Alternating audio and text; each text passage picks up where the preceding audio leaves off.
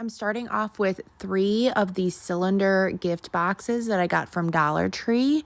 So first I'll be using Waverly chalk paint in the color Plaster, and I'm just giving all 3 of these containers 2 coats. You want to allow the first coat to dry before going on to the second coat. Once those are all dry, for just the lids of these containers, I'm using Waverly chalk paint in the color Ocean.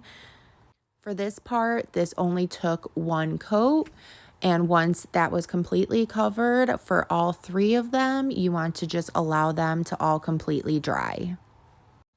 And once those were dry, I got this star stencil off of Amazon.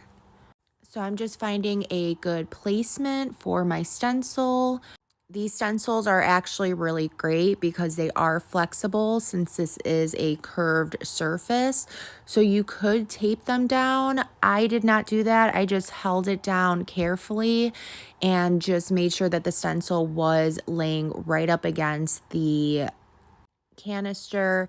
And then I'm just using a foam dabber with some more of that Waverly Plaster chalk paint, and you want to just put a very thin amount of the chalk paint on your dabber, and then just with some light dabs you want to just go ahead and apply that through that stencil. Go ahead and put those lids aside, and now we'll be working on the bottom piece of the canister. So using just some masking tape, this also came from Dollar Tree, I'm just placing 1 strip down, putting 1 next to it. This is going to be my spacer, and then applying another piece of masking tape right next to that spacer. And you want to just continue doing that until the canister is completely covered with the masking tape.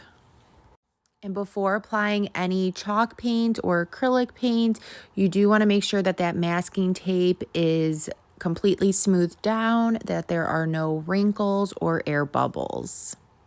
And once that's completely covered, now I'll be using Waverly chalk paint in the color Crimson, and I'm just filling in the spaces that do not have the tape put down with this color. And this only took 1 coat.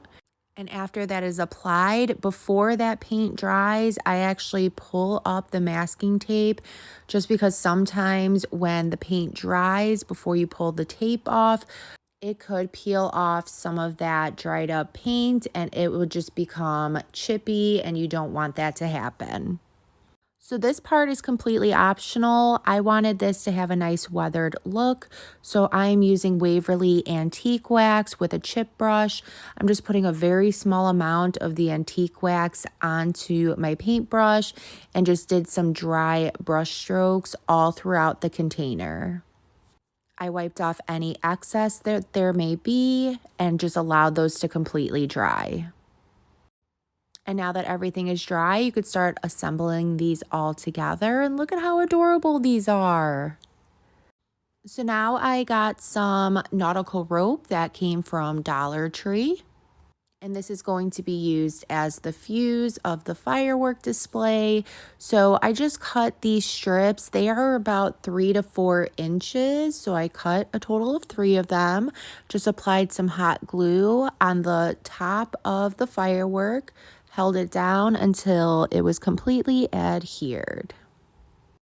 I then am using these wooden stars that I got from Michael's. So I'll be using some brown acrylic paint to paint these bad boys.